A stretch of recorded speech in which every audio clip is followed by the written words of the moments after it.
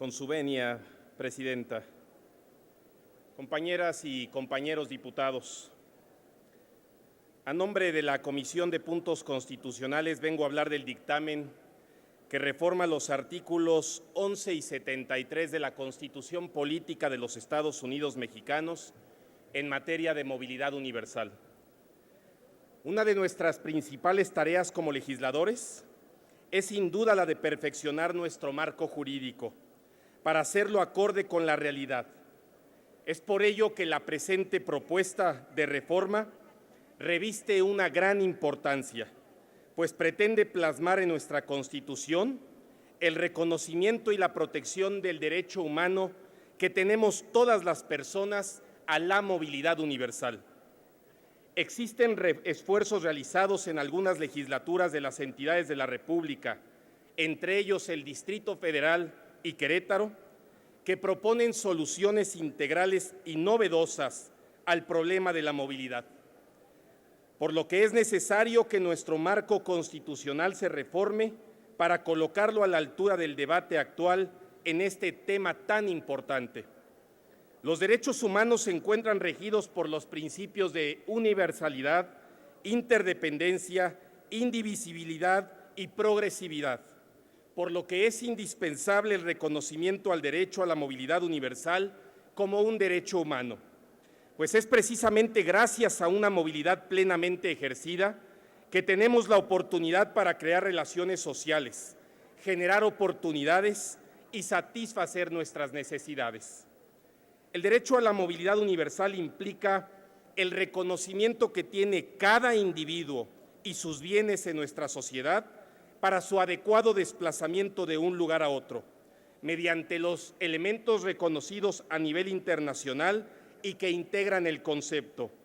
Específicamente me refiero a la implementación de políticas públicas por parte del Estado para la generación ordenada de infraestructura para el correcto ejercicio de este derecho humano, privilegiando por encima de todo al peatón, los vehículos no motorizados, al transporte público en sus modalidades y finalmente al transporte privado, garantizando con ello el progreso y desarrollo con base a los principios establecidos en esta propuesta y que son la igualdad, accesibilidad, disponibilidad y sustentabilidad. Deseo resaltar que este derecho no es un tema exclusivamente relacionado con el transporte público o privado, pues involucra muchos otros factores como el medio ambiente, la seguridad, el espacio público, la infraestructura vial, el acceso para personas con discapacidad, modificación de los marcos normativos, incentivos para el uso de modalidades no motorizadas de transporte y la movilidad peatonal, entre muchos otros.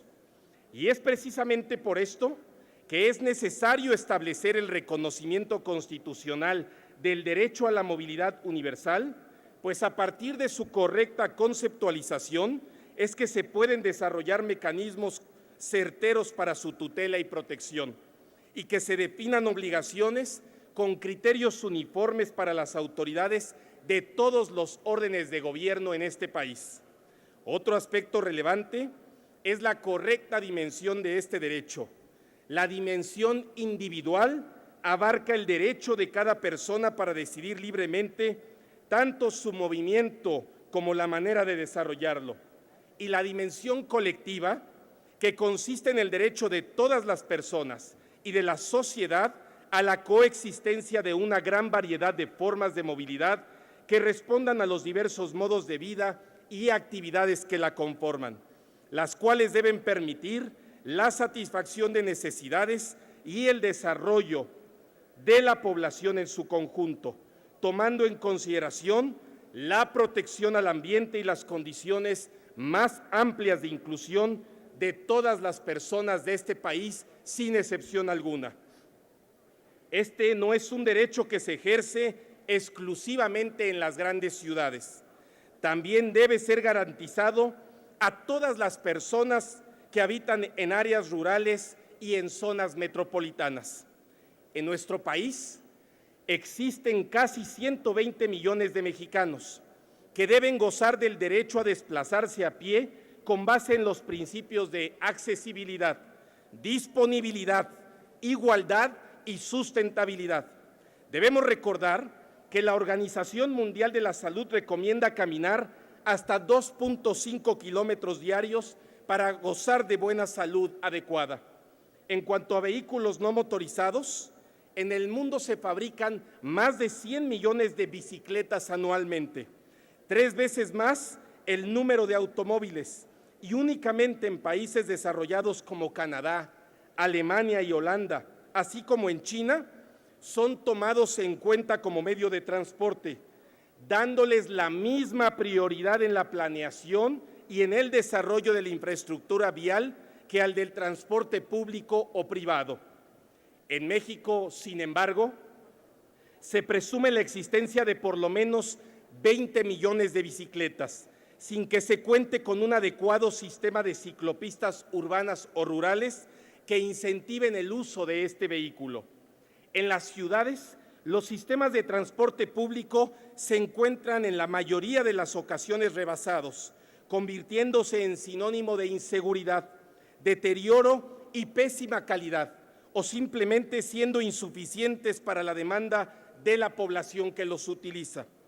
Según la pirámide que describe la correcta administración de los elementos de la movilidad, en nuestro país, erróneamente, hemos otorgado mayor importancia a decisiones para la generación de infraestructura en transporte privado, generando con ello un serio problema de contaminación y caos vial. Es decir, sembramos calles y cosechamos coches. Ese no es el camino. Existe 1 billón de automóviles a nivel mundial. En México circulan aproximadamente 35 millones de vehículos motorizados, de acuerdo a datos de INEGI. Pero el problema no es solo un asunto de desplazamiento. La inmovilidad puede traer consecuencias serias para el desarrollo social, el crecimiento económico, la erosión de la convivencia social y efectos negativos sobre el medio ambiente por la emisión de gases contaminantes, entre otras muchas consecuencias. Debo señalar que el derecho a la movilidad universal no se contrapone con el ejercicio de otros derechos fundamentales, tales como el libre tránsito o el derecho de reunión o manifestación. La movilidad no pugna con el ejercicio de estos derechos, pues quienes viven y transitan en zonas rurales y en las grandes ciudades tienen el mismo derecho de utilizar el espacio público.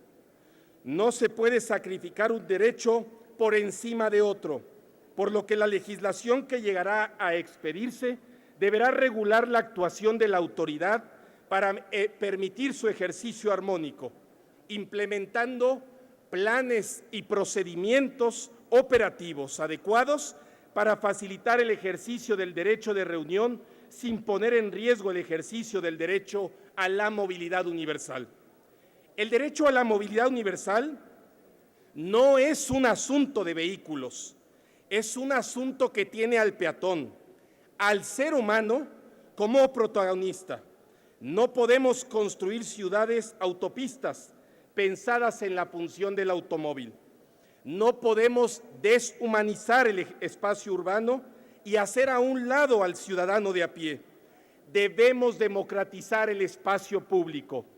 Reconocer plenamente este derecho en nuestra Constitución permitirá diseñar soluciones con una mirada integral que genere una auténtica política nacional en el tema de movilidad, involucrando la acción coordinada y efectiva de los gobiernos locales y el gobierno federal.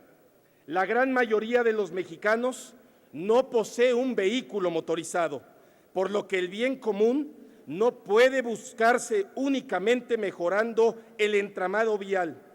No podemos dividir a la sociedad entre los que poseen o no poseen un vehículo, pues sería como segregar a ciudadanos de segunda clase a quienes hacen uso del transporte público o se desplazan a pie.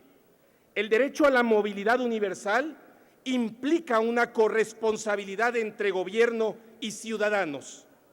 He hecho varias referencias al modelo de autoridad necesaria para atender el reto de la movilidad. Ahora quiero referirme a los ciudadanos. El desarrollo de la conciencia de nuestra responsabilidad ecológica con el entorno, el respeto a los ordenamientos en materia de vialidad y el compromiso con el uso de medios de transporte alternos son condiciones indispensables para mejorar la situación de movilidad de nuestro país. Los ciudadanos debemos entender que el uso del transporte público sobre el privado representa más que una declaración de estatus social. Es hoy una necesidad para la viabilidad de nuestras comunidades. Finalmente, tenemos la oportunidad de decidir qué tipo de país queremos, para carros o para ciudadanos. Podemos decidirnos a recuperar la calidad de vida que haga posible rescatar las calles y espacios públicos como algo más que canales de transporte, haciendo de ellos lugares de convivencia que fortalezcan el tejido social. A nombre de la Comisión de Puntos Constitucionales, he presentado una adenda de la cual se han distribuido copias y se encuentra publicada y a su disposición en los monitores de sus curules. Por su atención, muchas gracias. Gracias, diputado Marcos Aguilar.